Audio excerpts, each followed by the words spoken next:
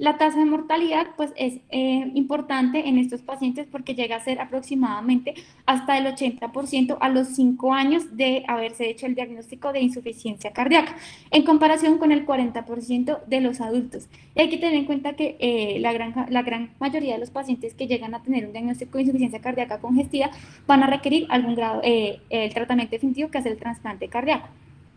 El 52% de los pacientes que van a manifestarse con insuficiencia cardíaca van a ser en el primer año de vida, y hay que tener en cuenta algo importante, y es que los pacientes que ingresan con insuficiencia cardíaca al servicio de urgencias tienen un alto riesgo de mortalidad, esencialmente asociado por el compromiso respiratorio y por la disfunción renal. Vamos a hablar de la etiología y pues vamos a ver que la insuficiencia cardíaca la podemos dividir en dos grupos grandes, que son las etiologías primarias. En este caso tenemos las cardiomiopatías y las cardiopatías congénitas como las más frecuentes, y las secundarias o las adquiridas, que pues son otro grupo que ya más adelante les voy a nombrar. Entonces, con respecto a las primarias, las más frecuentes son las cardiomiopatías, en este caso especialmente en los pacientes preescolares y escolares, y aquí tenemos la cardiomiopatía hipertrófica, restrictiva, la cardiomiopatía arritmogénica displásica del ventrículo derecho y el ventrículo izquierdo no compacto. Y con respecto a las cardiopatías congénitas, que llega a ser las causas más frecuentes, aproximadamente hasta el 61% de los casos, especialmente en los lactantes menores, que pues podemos tener una gran variedad de enfermedades con múltiples fisiopatologías, que en este caso las más frecuentes son los cortocircuitos, las enfermedades valvulares, las obstrucciones del tracto de salida y las cardiopatías complejas. Tenemos otro grupo de cardiopatías y son de enfermedades cardíacas que nos van a generar algún grado de insuficiencia, que son las arritmias, en este caso taquibradiarritmias. También tenemos por causas infiltrativas, especialmente por malignidad o por amiloidosis, de causa isquémica, y aquí tenemos importante el síndrome de Alcapa, que pues es el origen anormal de la arteria coronaria izquierda de la arteria pulmonar, y la enfermedad de Kawasaki. Y tenemos de origen infeccioso, aquí es muy importante especialmente la miocarditis en los pacientes tanto lactantes como preescolares, de origen por toxinas, que se asocia a la administración de quimioterapéuticos, especialmente las antraciclinas, y otras enfermedades, especialmente pues secundaria hipertensión arterial, que pues asemeja más a la del adulto. Ya teniendo en cuenta cuáles son las enfermedades según la clasificación, vamos a organizarlas según el grupo etario. ¿Por qué? Porque es importante nosotros saber, de acuerdo a la edad del niño, pues podemos establecer si él ya se manifiesta con insuficiencia cardíaca a esa etapa, pues alguna enfermedad de base o alguna cardiopatía de base, podemos hacer la diferencia. Entonces, en las primeras 24 horas de vida, cualquier paciente que se manifieste dentro de esta edad con insuficiencia cardíaca, pues la causa más frecuente son insuficiencias pulmonares severas, o sea, que tenga alguna alteración de la válvula pulmonar severa o que tenga una estenosis crítica del recién nacido, o sea, estenosis aórtica o pulmonar. La asfixia perinatal de base con disfunción miocárdica puede manifestarse en las primeras 24 horas como insuficiencia, y la fibrolastosis endocárdica. Los recién nacidos de 24 a 7 días, aquí entran, en este grupo entran las cardiopatías que son ductos dependientes, en el cual, pues, si recordamos, aproximadamente entre las 24 y 72 horas de vida es cuando vamos a tener el cierre progresivo del ductus, y pues estas cardiopatías que requieren esta estructura para poder, pues digamos así como mantener la función circulatoria en el niño, pues van a generar la insuficiencia. Entonces hay que tener en cuenta todas esas cardiopatías. En este caso, pues la transfusión de grandes vasos es una, el truncus. También tenemos CIVs muy grandes que pueden manifestarse durante los primeros 7 días con falla, taquiarritmias y el bloqueo auriculoventricular congénito. Ya en la etapa de los lactantes tenemos el síndrome de Alcapa y el drenaje venoso anómalo total, el canal AVE completo. Y los escolares y los adolescentes ya entra aquí un poco más la miocarditis, el síndrome de Kawasaki, las arritmias, endocarditis y aquellos pacientes que tienen antecedente de una cardiopatía congénita que fue corregida previamente. Entonces, ya teniendo en conocimiento la etiología, les voy a dar una introducción a la fisiopatología y traté de enfocarla más como a la parte hemodinámica y aguda, que es lo que nos interesa en este momento. Entonces, esta diapositiva les voy a resumir qué es lo que pasa. El eje central de la insuficiencia cardíaca es la disminución del gasto cardíaco y la disminución del volumen latido.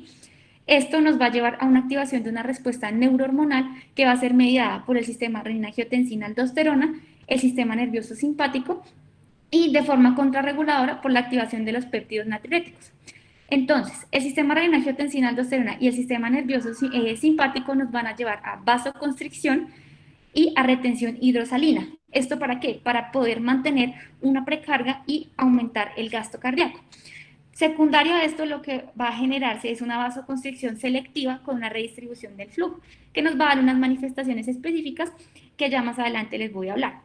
Esta vasoconstricción y esta retención va a generar lesión por estrés en la pared ventricular, que nos va a llevar a la remodelación y a la progresión de la falla cardíaca. Entonces, ¿cuáles son los mecanismos adaptativos hemodinámicos a un paciente que cursa con insuficiencia cardíaca? Entonces, la autorregulación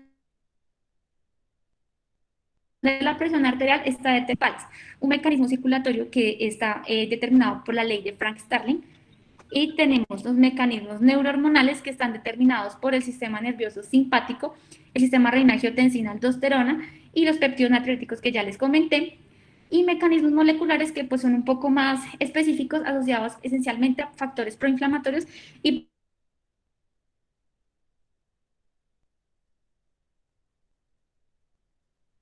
que es lo que nos van a hacer la activación de estos mecanismos ante cualquier cambio hemodinámico que se presente.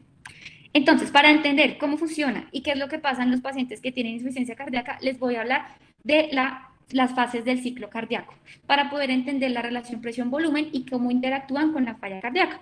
Entonces, si recordamos esta gráfica, es una gráfica en la que vamos a tener la relación entre la presión y el volumen. Entonces, vamos a empezar en este punto en el cual yo tengo el corazón que acaba de eyectar la sangre, que en este punto vamos a tener el volumen telesistólico, que es el que queda en el corazón después de la eyección. Entonces, en un corazón normal, pues este volumen pues va a estar disminuido o va a estar pues dentro de límites normales. Luego vamos a tener un periodo en el cual va a haber un llenado ventricular por la apertura de la válvula mitral, se llena el ventrículo, hasta que llega un punto de máximo volumen, que es el volumen telediastólico o el volumen al final de la diástole. En este punto vamos a tener el cierre de la válvula mitral y va a haber un aumento de la presión rápida, que es la contracción isovolumétrica. Entonces, en este caso, aumenta rápidamente la presión hasta que venzo la presión de la válvula aórtica y se va a abrir.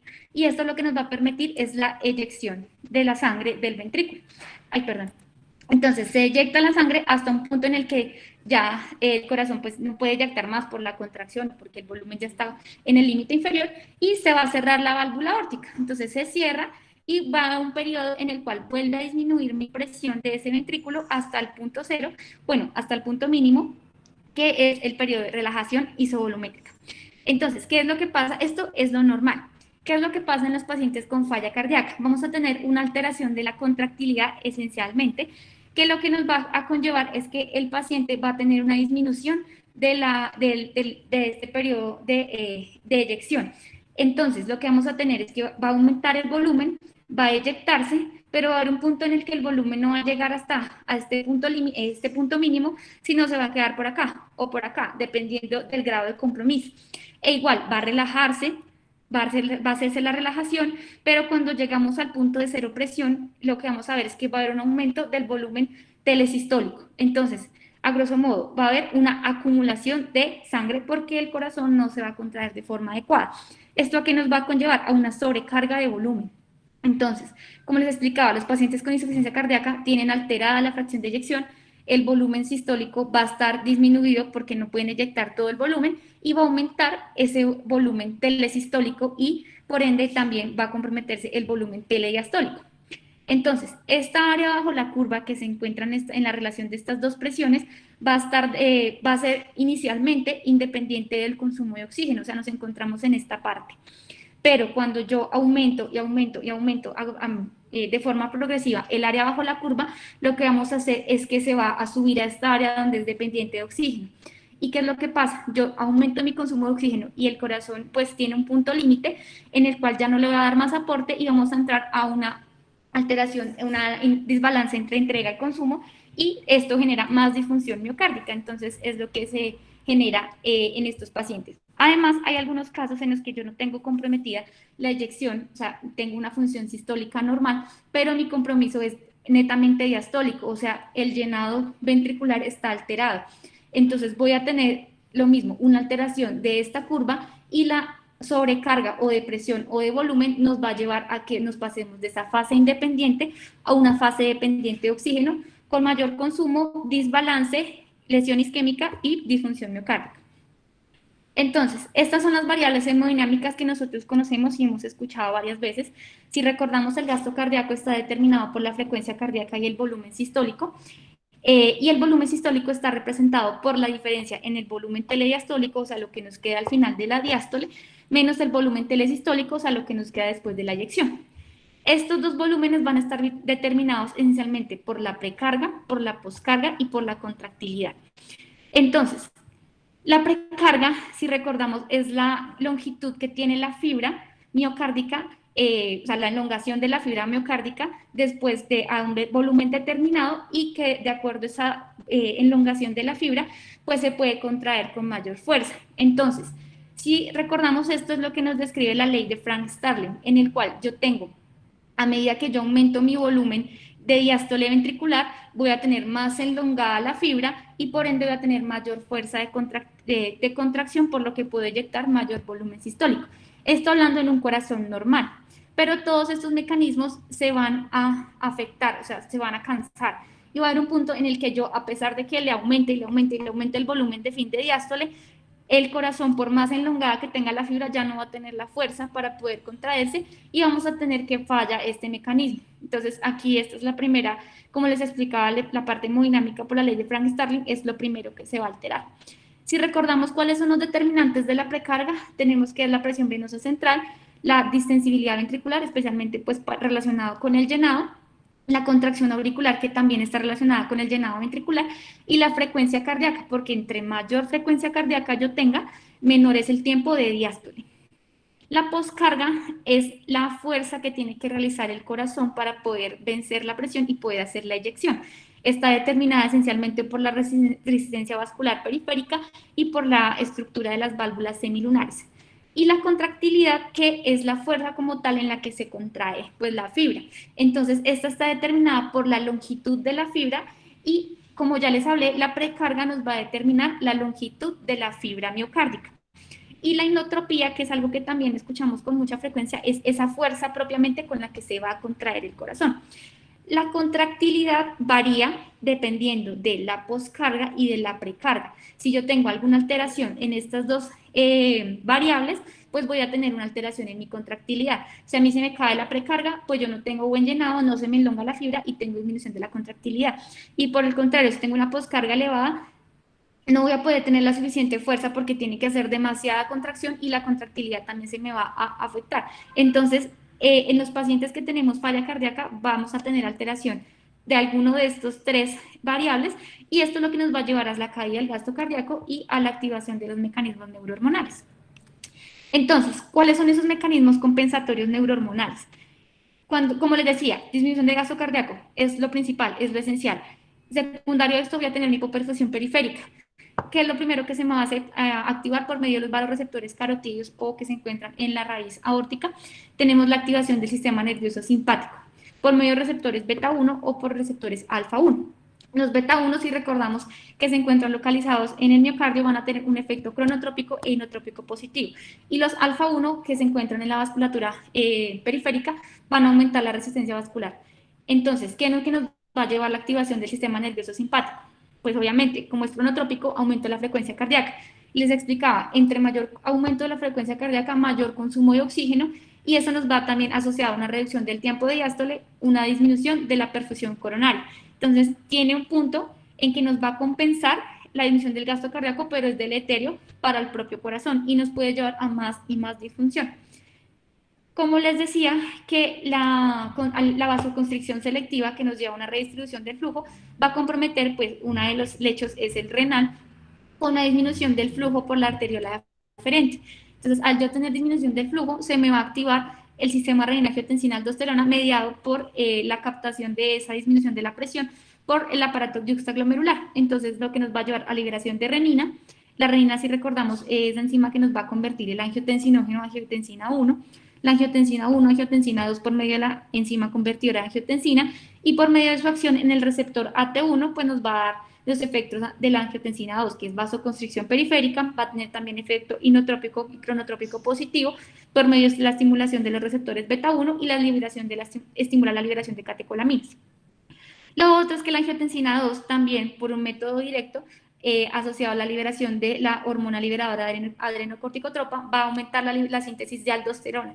Y aparte de eso, también se va a estimular por medio de la angiotensina 2 la liberación de vasopresina o ADH, que nos va a llevar a retención hidrosalina. Entonces, en pocas palabras, tenemos como para los dos mecanismos básicos es la retención hidrosalina y la hipoperfusión. Otras hormonas involucradas, entonces tenemos los péptidos natriuréticos, como les decía, es el contrarregulador del sistema renina-angiotensina-aldosterona y el simpático. Producen vasodilatación, tienen efecto lucitrópico positivo, o sea, permiten la relajación del corazón, aumentan el flujo sanguíneo renal, aumentan la tasa de filtración glomerular y eso nos lleva a mayor natriuresis y diuresis. Inhiben la liberación de renina, ADH y aldosterona y bloquea la actividad simpática. Si recordamos los péptidos, entonces tenemos que se va a sintetizar en los cardiomiocitos, dependiendo, pues, la NP es el auricular, está el ventricular y el cerebral, que también se produce en el ventrículo. Y en este caso, el proBNP se va a, pues, cuando se cliva, se puede formar o BNP o NT-proBNP, que ya más adelante les voy a hablar, pues, cuál es la utilidad de estos marcadores. La vasopresina, en este caso, pues también se va a liberar ante la respuesta de la angiotensina 2 y sistema nervioso simpático, aumenta la reabsorción de agua a través de su acción en el receptor B2 del túbulo colector, aumentando la expresión de acuaporinas, genera vasoconstricción del músculo vascular liso por acción del receptor B1 e incrementa la liberación de la hormona liberadora de corticotropa, que nos va a llevar a mayor aldosterona. La endotelina también se va a activar en estos pacientes y su efecto generalmente es vasoconstrictor, inotrópico y cronotrópico positivo. Y también tiene un estímulo en la liberación de aldosterona. Entonces, en resumen, yo voy a tener dos sistemas. Uno que nos va a llevar a la vasoconstricción, el aumento de la permeabilidad, el aumento de la presión arterial, la sobrecarga hídrica por retención hidrosalina y la hipertrofia y alteración del corazón. En este caso tenemos todo el sistema nervioso simpático y el sistema renina-angiotensina-aldosterona. Y tenemos el contrarregulador que va a activarse por medio de la... Ay, auxilio. Ya. Por medio de la propia angiotensina 2 para poder regular esos efectos y van a tener el efecto contrario. Vasodilatador, disminuye la secreción de aldosterona y tiene un efecto natriurético y diurético. Entonces, la falla cardíaca es un ciclo vicioso en el cual yo tengo un gasto cardíaco disminuido, activo mis mecanismos compensatorios que se van a traducir en retención hidrosalina y aumento de poscarga. Voy a llevar secundaria de esto un aumento de la precarga y la poscarga que nos va a generar una sobrecarga de volumen en el corazón, mayor consumo miocárdico de oxígeno, mayor disfunción de la contractilidad, remodelamiento de inflamación que nos va a generar un gasto cardíaco más disminuido. Entonces, si nosotros no reconocemos tempranamente, pues esto va a generarse de forma perpetua hasta que ya se hace la lesión pues, tardía, que es lo que ya se asocia a más mortalidad en los pacientes pediátricos.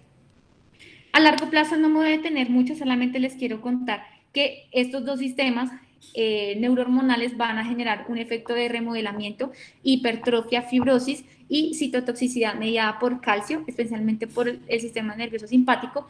Y el aldosterona va a generar, es una lesión proinflamatoria con liberación de un desbalance de las metaloproteínasas y sus inhibidores que nos lleva a reemplazo de los cardiomiocitos por tejido colágeno con más fibrosis. Entonces, el remodelamiento cardíaco, vamos a tener las cuatro fases esenciales, que es el crecimiento hipertrófico, el aumento del consumo miocárdico, el aumento de las señales inflamatorias que nos van a llevar a fibrosis y la alteración de la función mitocondrial que nos va a llevar a alteración de las demandas metabólicas. Esto lo describen mucho en los adultos, pero yo quiero decirles que en los niños no tenemos o sea, no en todos los casos se presenta esta evolución progresiva. Y esta modificación de la estructura no es el predominante, digamos, como progresión de la falla cardíaca en los niños. Ya en la inflamación sistémica, pues como les comentaba, ese estado de hipoperfusión que nos lleva a un bajo gasto con un aumento del metabolismo anaerobio con lactato aumentado, asociado a la respuesta proinflamatoria del sistema nervioso simpático y de la aldosterona, con respuesta oxidativa, liberación de citoquinas y todo lo que vemos, pues nos va a llevar a un estado proinflamatorio constante en estos pacientes también.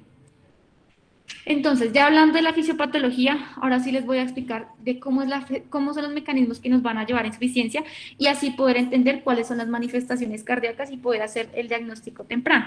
Entonces, tenemos que puede ser por disfunción sistólica, no se contrae bien el corazón, por disfunción diastólica, no se llena adecuadamente, una sobrecirculación pulmonar, o sea, tengo un mayor flujo hacia mi pulmón que me compromete mi circulación sistémica, o mezcla de sangre. En este caso, hay un compromiso en la entrega de oxígeno a los tejidos periféricos que se va a asociar a una sobrecarga de volumen. Entonces, esta es la predominantemente de las cardiopatías congénitas complejas.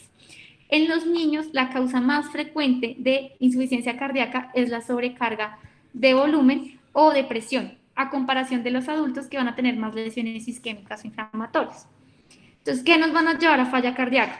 Yo tengo un paciente que de base tiene una disminución de la función contráctil, o sea, una cardiomiopatía. Tengo una sobrecarga de volumen o tengo una sobrecarga de presión, dependiendo de la alteración estructural que tenga el corazón. Tengo una disfunción diastólica o tengo un cambio en el sistema vascular periférico, o sea, hipertensión arterial. O tengo de todo un poquito, que es lo que pasa en las cardiopatías complejas, que es un mecanismo fisiopatológico mixto. Entonces, ay, se me perdió la flechita. Auxilio. Bueno, entonces, en las cardiopatías congénitas, ya hablando específicamente de estos mecanismos que les hablé antes, cuando tengo yo disfunción diastólica, cuando por alguna razón tengo una alteración de la relajación, entonces tiene la cardiomiopatía hipertrófica, o tengo una elevación de la presión de volumen de llenado ventricular, entonces cuando tengo una sobrecarga de volumen también nos va a llevar a una disfunción diastólica. Disminución de la fuerza contráctil, se alteran las sarcómeras, se altera la función y se disminuye el acortamiento de la fibra que nos lleva a menor fuerza contráctil. Hay sobrecarga de volumen y esta puede ser representada por cortocircuitos de izquierda a derecha o de derecha a izquierda o porque hay una mezcla intracardíaca. Y esto nos va a llevar a que hay una mayor tensión en la pared, mayor consumo de oxígeno, mayor elevación de la presión diastólica y nos lleva a disfunción diastólica. Entonces, como les comenté, la sobrecarga de volumen nos puede llevar a disfunción sistólica, perdón, diastólica. Por sobrecarga de presión, cualquier obstrucción del tracto de salida del flujo de sangre, en este caso sea derecho o sea izquierdo, nos va a tener un efecto sobre la contractilidad, hipertrofia ventricular, consumo de oxígeno aumentado y disfunción. Siempre va a tener como el mismo orden. Y pues la hipertensión, que ya sabemos que está más relacionada por alteración de la postcardia. No me voy a detener tampoco en esta diapositiva, solamente quiero explicarles que las cardiopatías congénitas sabemos que hay muchas. Las vamos a dividir en dos grandes grupos, que sean cianosantes y no cianosantes, y dependiendo de su fisiopatología las podemos dividir las cianosantes en, espérenme un segundo que es que me molesta la flechita. Ya. Las cianosantes que tengan cortocircuito venoarterial, o sea, de derecha a izquierda, que se asocien a hipoflujo. En este caso, pues no vamos a detenernos cuáles son, pero para que sepan que hay cianosantes con cortocircuito de derecha a izquierda o que tengan un cortocircuito mixto, o sea, que haya una cavidad de mezcla intracardíaca. Y tenemos las no cianosantes que van a tener un cortocircuito de izquierda a derecha, que aquí las representativas son las que más conocemos, que es la CIB, el ductus y la CIA, y las obstructivas, que son las que generan alguna alteración del tracto de salida, que puede ser derecho por estenosis pulmonar o izquierdo por estenosis aórtica o coartación. La clasificación de la insuficiencia cardíaca la vamos a hacer según la gravedad de los síntomas, según la etiología, según la disfunción sistodiastólica o según la evolución. Yo voy a hablarles de la aguda, entonces no voy a entrar en detalle en la otra, ya les hablé de la etiológica y ahora les voy a hablar de la gravedad de los síntomas. Entonces, según esta clasificación, se han hecho varias escalas que nos van a ayudar a hacer el enfoque del paciente según su severidad. La primera descrita fue la NIJA en el 1928, que fue esencialmente descrita para pacientes adultos. Por eso tenía una limitación a la evaluación de los pacientes pediátricos, por lo que Ross en 1987 describió la escala, la adaptación de la NIJA, pero para pacientes infantes y preescolares. Posteriormente, en el 2002, Laer, con su grupo de investigación, hace un nuevo modelo, pero lo hace basado ya en la edad y hace una adaptación que sea puntual, se da un puntaje perdiendo unas características. Sin embargo, pues no se utiliza con mucha frecuencia porque es un poco difícil de realizar. Y en el 2012, Ross vuelve a modificar su modelo inicial, tratándolo de integrar con este modelo de Laer y hace otra escala, también mejorando un poco más como la categorización de los pacientes, pero hoy tiene el mismo problema, es un poco difícil de aplicar por la cantidad de variables que describe. Entonces, esta es la clasificación de la NIJA, que va a tener las mismas clases funcionales del 1 al 4, 1 y 2 entendiéndose como leve moderada y 3 y 4 como severa. En este caso, pues la NIJA lo asocia más como a la limitación de la actividad física. En el 1 es que el paciente no tiene limitación de ningún grado y se encuentra bien en reposo. En la 2 es que tiene leve limitación, pero se encuentra bien en reposo. En la clase 3 es que ya está más limitado para hacer cualquier actividad física, pero se encuentra bien en reposo. Y la clase 4 es aquel paciente que tiene tanto limitación para la actividad como síntomas presentes en reposo. En el ROS, la clase 1 también es muy similar, no hay síntomas, no hay limitación. En la clase 2 lo que vamos a encontrar es taquipnea y diaforesis con la alimentación. En la clase 3 vamos a tener lactantes que ya tienen compromiso de su crecimiento, taquipnea, diaforesis con la alimentación y también pueden tener los preescolares disnea con el esfuerzo. La clase 4 ya son pacientes que presentan síntomas en reposo. Entonces van a tener taquipnea, diaforesis, retracciones en el reposo. Este es el ROS adaptado del 2012, como les explicaba, nos da una puntaje, dependiendo de ciertas características clínicas. Entonces, aquí ya nos hace la apreciación o una aporte más objetiva del volumen que consume el lactante de leche, ¿verdad? Entonces, dependiendo de ese volumen y el tiempo que él tarde, nos va a dar un puntaje.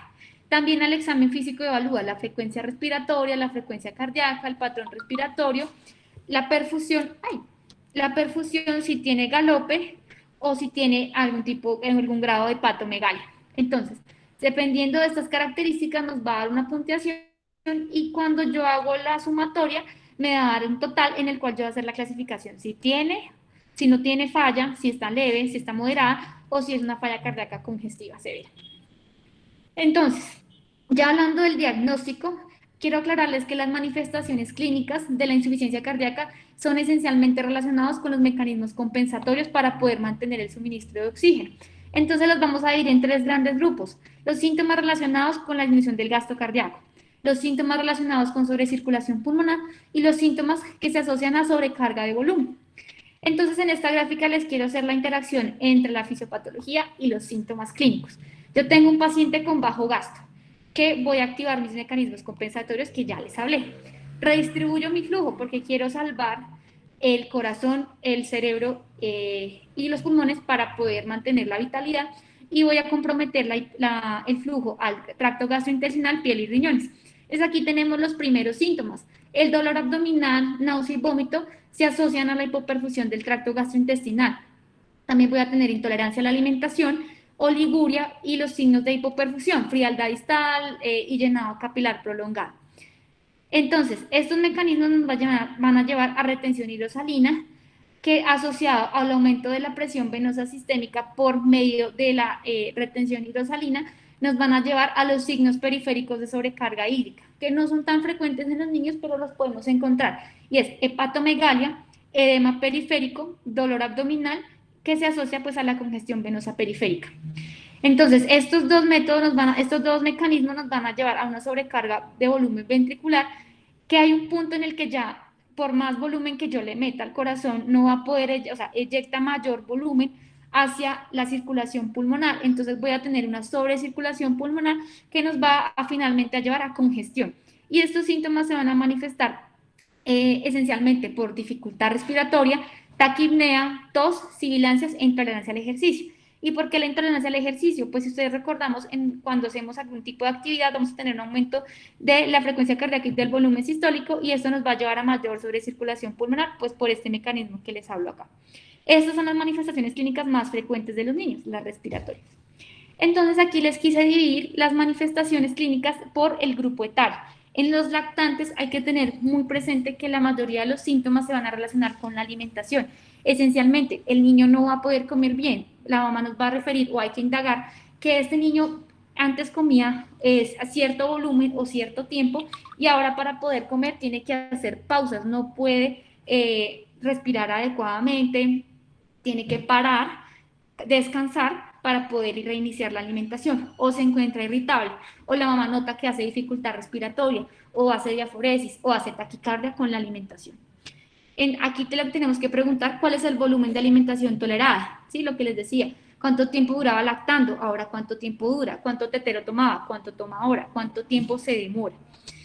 Lo otro es los síntomas solamente de dificultad respiratoria, que pueden incluso semejar cualquier cuadro respiratorio que vemos muy frecuentemente en urgencias.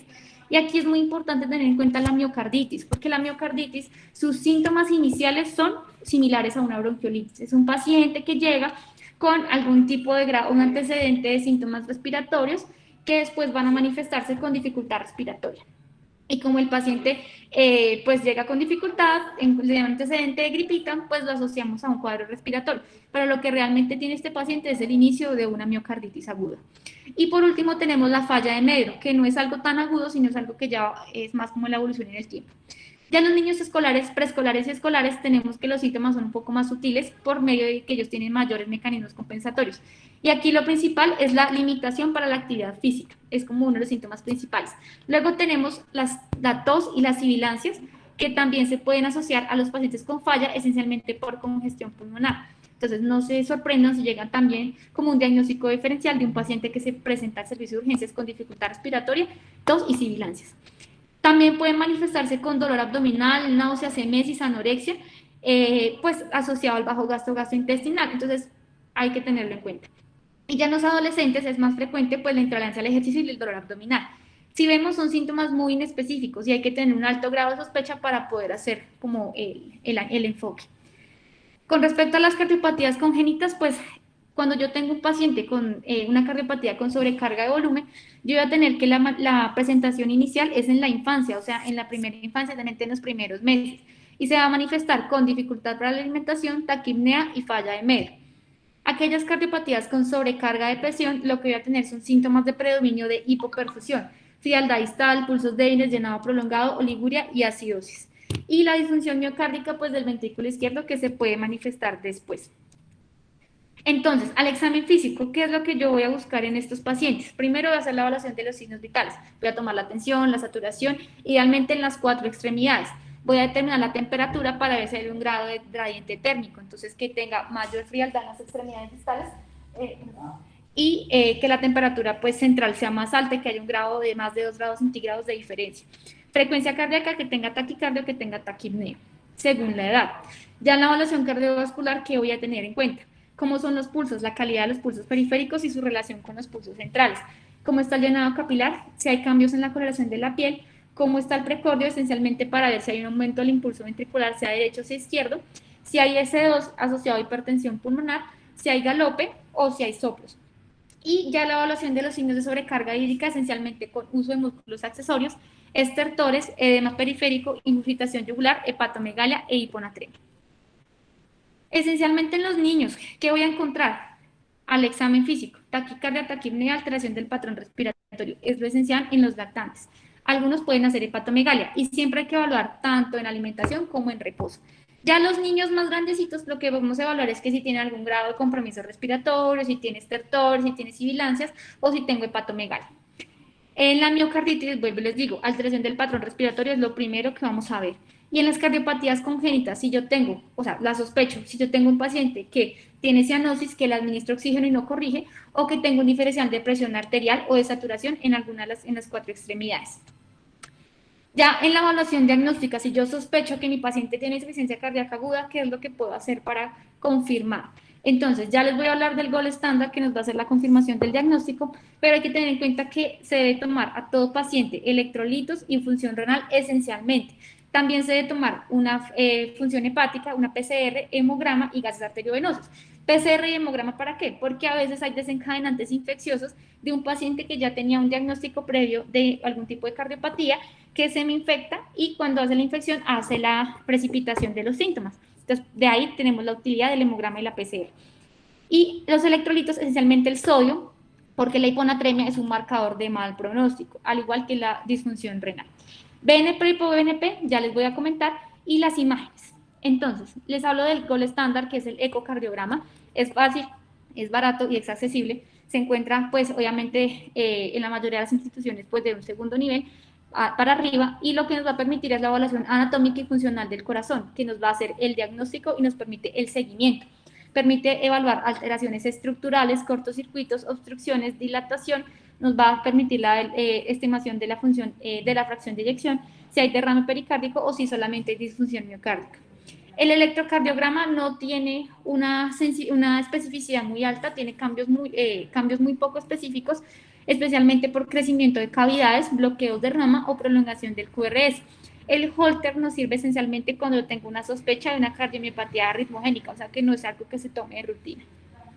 La radiografía de tórax nos puede ayudar tanto para evaluar si tengo algún proceso infeccioso asociado, si tengo algún tipo de sobrecirculación pulmonar, edema pulmonar, y pues también nos ayuda a determinar la silueta cardíaca, que si recordamos hay cardiopatías congénitas que tienen una morfología cardíaca específica.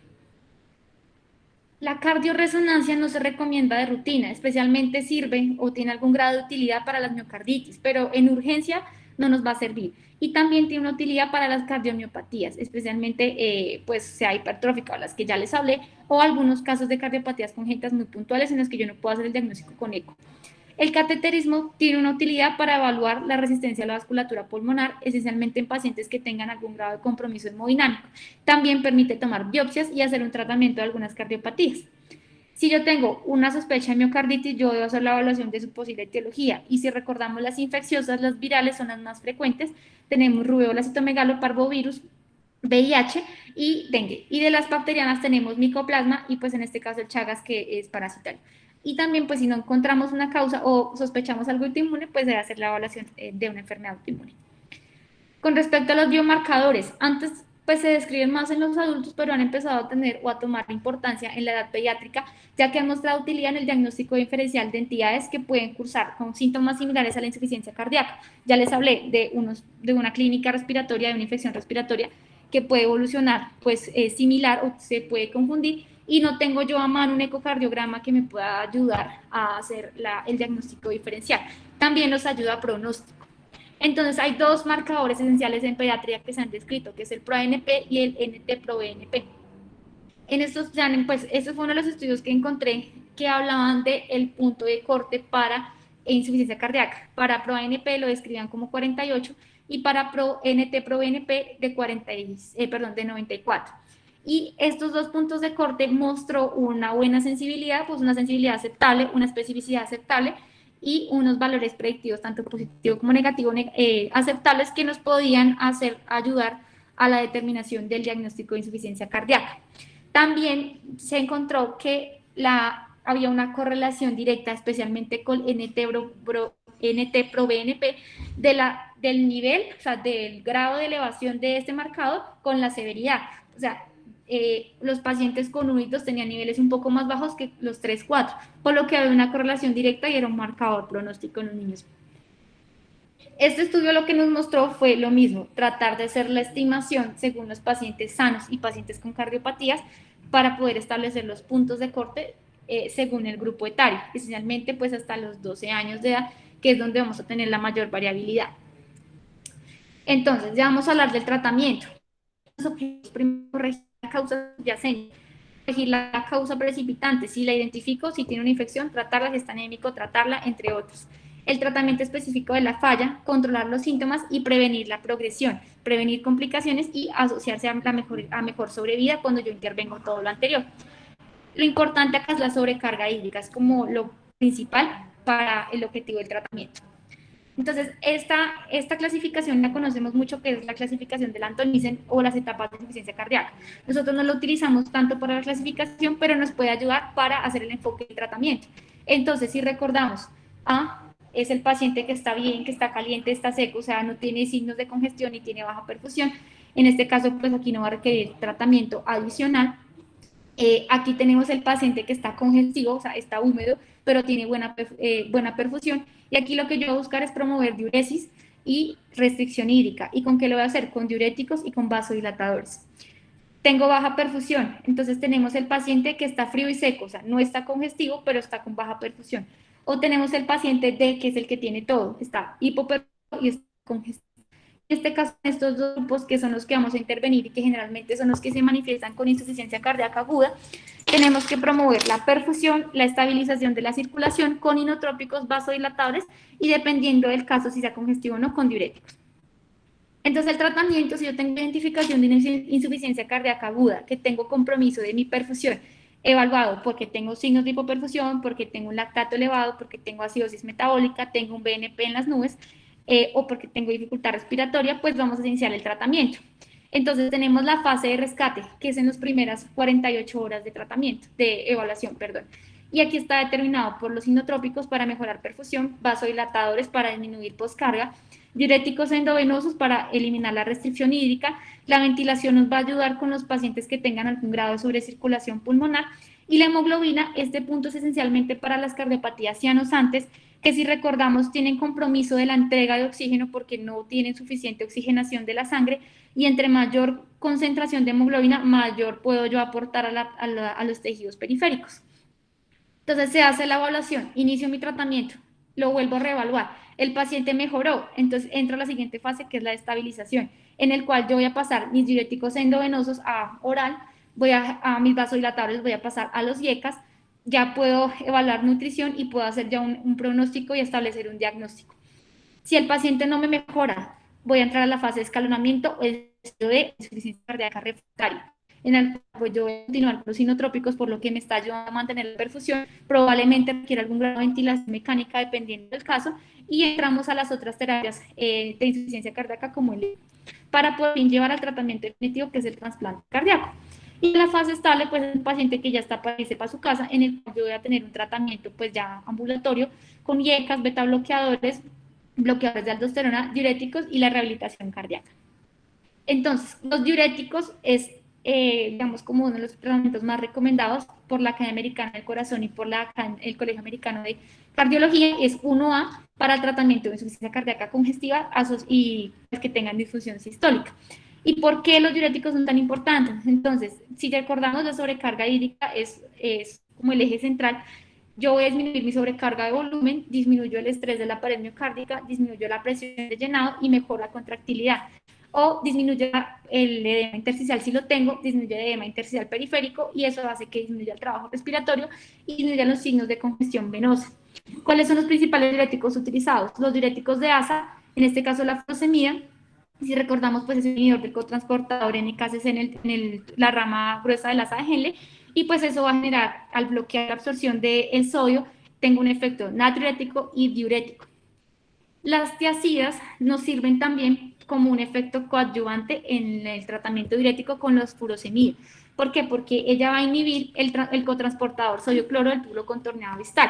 Entonces, lo que yo no absorbo, reabsorbo, perdón, en el asa de Henle por la acción de la furosemida, va a llegar al túbulo colector y pues este se va a aumentar la absorción, va a absorberse porque ya está llegando mucho sodio, es lo normal.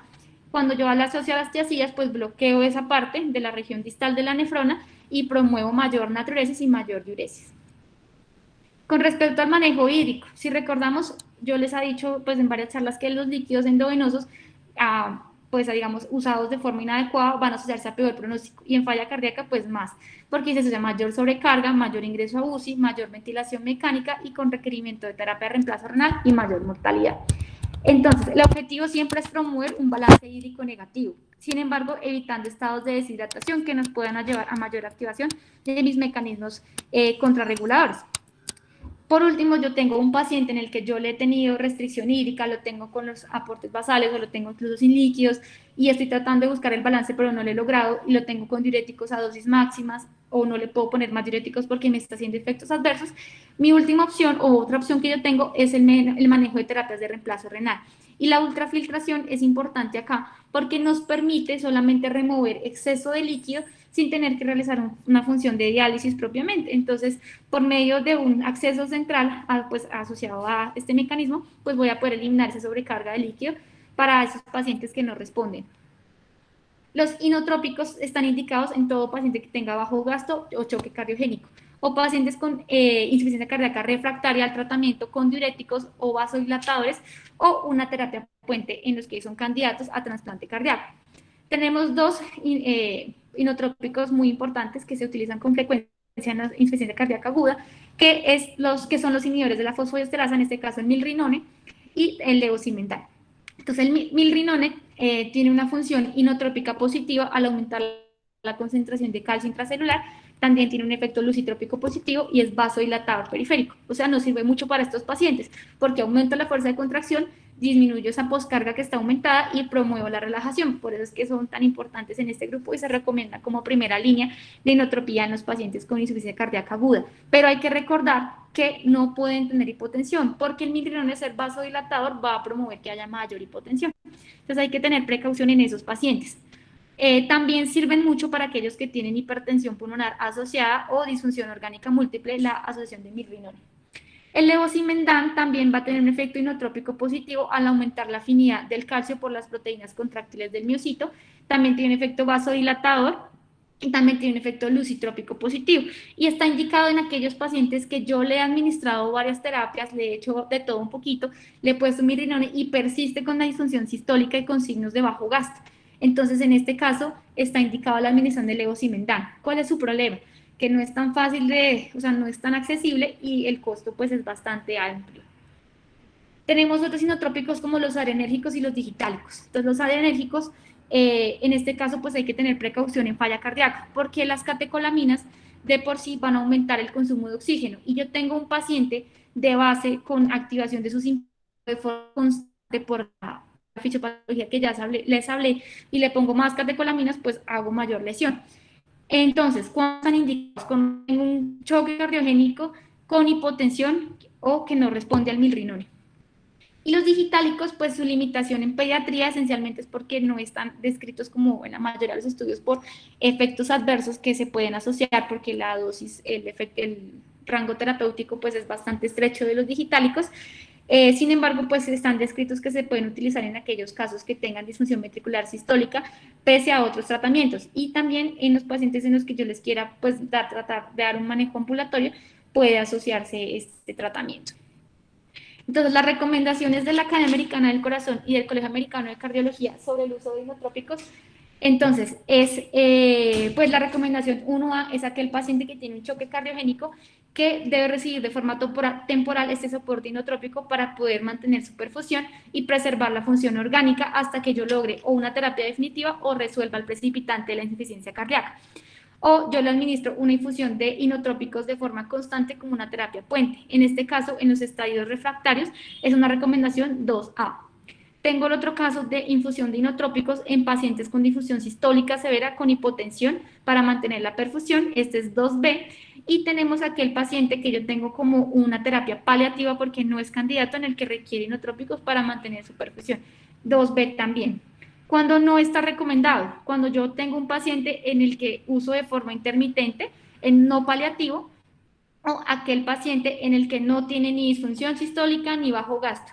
Entonces no está indicado. Ya los vasodilatadores más utilizados, pues los conocemos, son los IECAs. En este caso, pues ellos van a, el IECA va a inhibir la enzima convertidora en angiotensina, disminuyendo la concentración de angiotensina 2.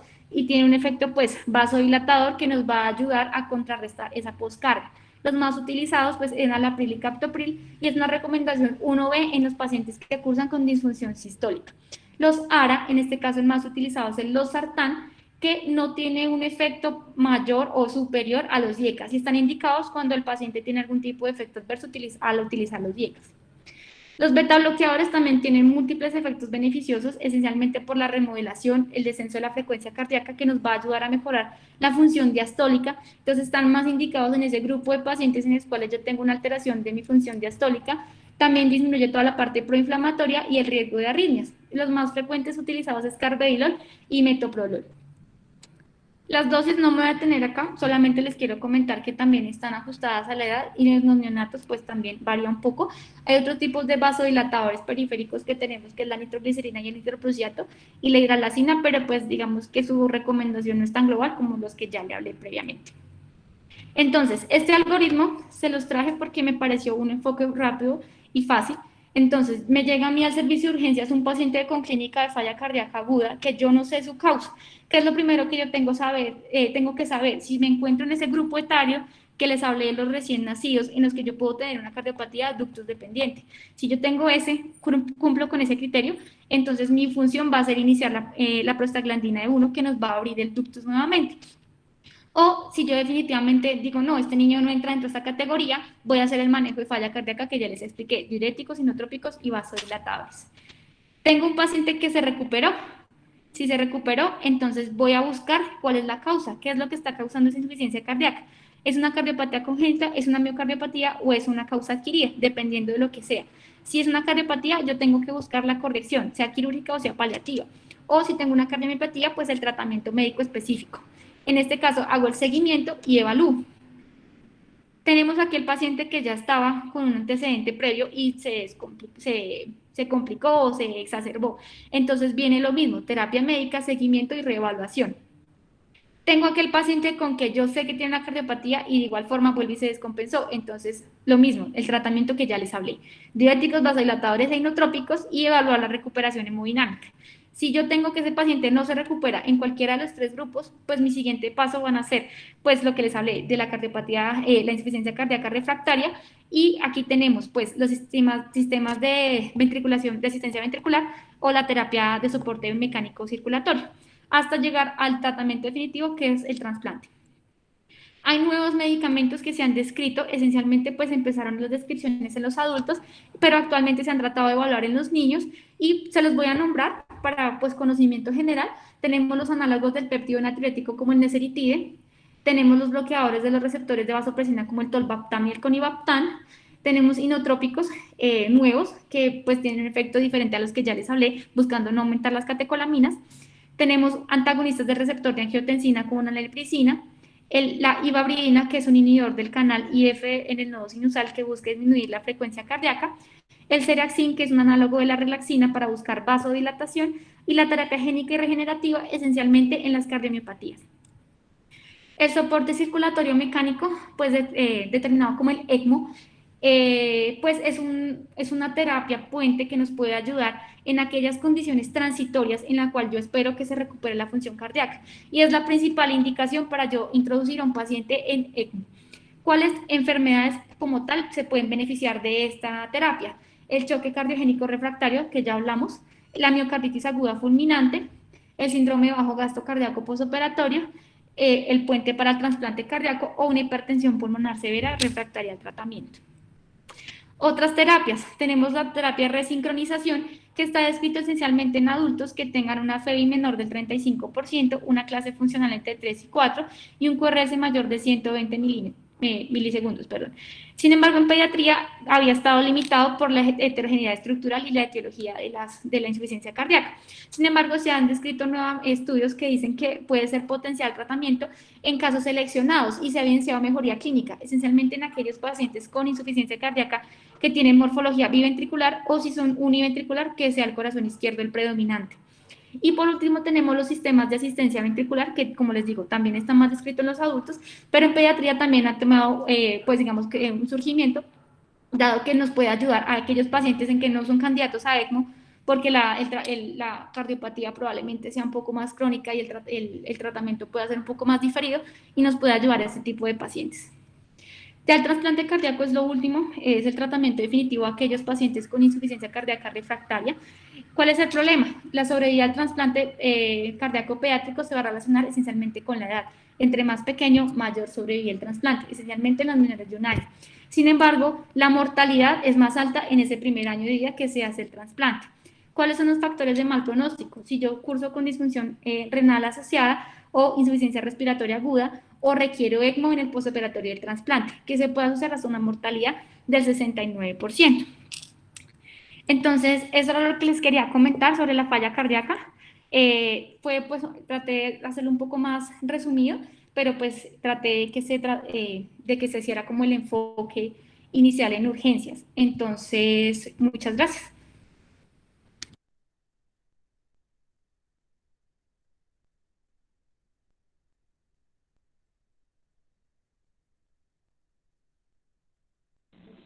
Bueno, Jennifer, la felicito por la exposición. Hace muchos meses habíamos hablado con el doctor Rosso la necesidad de fortalecer toda la parte de diagnóstico precoz de la falla cardíaca y de tenerla pendiente en los niños, sobre todo en los niños que no salen de cirugía o que llegan con una cardiopatía que van para cirugía antes de ser llevado, poder diagnosticar precozmente y hacer un manejo adecuado a estos pacientes. Eh, la fisiopatología es importantísima y por eso la charla básicamente se enfoca en eso. Y para los demás era mirar cómo podemos en el servicio de urgencias diagnosticar rápidamente y de manera temprana el paciente que no está comportándose bien, que tiene algún signo de sobrecarga y que debemos intervenirlo. ¿El doctor Rosa tiene algún comentario sobre la exposición?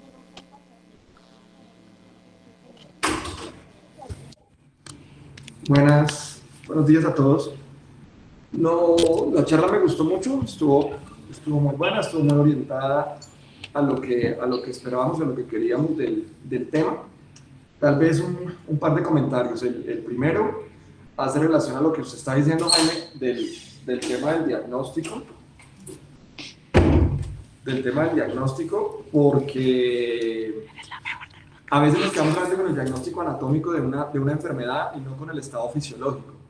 Entonces, un paciente puede llegar con una cardiopatía diagnosticada, una CIB, un ductus, una coartación, pero es importante entender el estado hemodinámico de ese momento. Y el diagnóstico de falla cardíaca hay que ponerlo sin miedo. Así la falla cardíaca vaya a durar solamente el tiempo de la hospitalización o el tiempo de la cirugía o el tiempo del cateterismo, porque muchas veces los niños se recuperan demasiado rápido, pero hay que tener el diagnóstico, porque no todos se recuperan igual y se ve diferente el paciente con diagnóstico de falla cardíaca al que no lo tiene. Otra cosa es importante tomar los laboratorios. En este momento está el inconveniente en el hospital que no se está procesando el ProBNP, se está demorando una semana, entonces no nos podemos demorar una semana en hacer un diagnóstico por biomarcadores porque tampoco tiene sentido. Eso aplica también para pacientes con hipertensión pulmonar severa. El ProBNP también está elevado en datos de falla ventricular derecha y también es importante estratificar. Y el segundo comentario tiene que ver con la terapia. Una vez hecho el diagnóstico, hay ciertos medicamentos que hay que tener precaución para utilizar con ellos. Cuando tienen que pasarle un catéter central, cuando lo van a intubar, entonces las dosis de sedación, de relajantes, hay que saberlas manejar muy bien. La idea es manejarlas lo más bajo posible, casi que a tolerancia, porque si le ponemos las dosis usuales, el niño termina en paro, termina en una reanimación. Y después vamos a decir, no, que fue la falla cardíaca, que yo no sé qué fue lo que pasó, y realmente es secundario a la intervención médica. Al igual con los líquidos, al igual con el oxígeno, cuando se trata de una cardiopatía congénita con hiperflujo pulmonar, puede llegar a ser deleterio. Entonces es una invitación a tener en cuenta todas esas recomendaciones porque pueden ser peores ciertos medicamentos que bajan el gasto cardíaco, los sedantes, los relajantes, la protamina, ese tipo de medicamentos son complicados. No sé si alguien quiere dar algún otro aporte o alguna pregunta.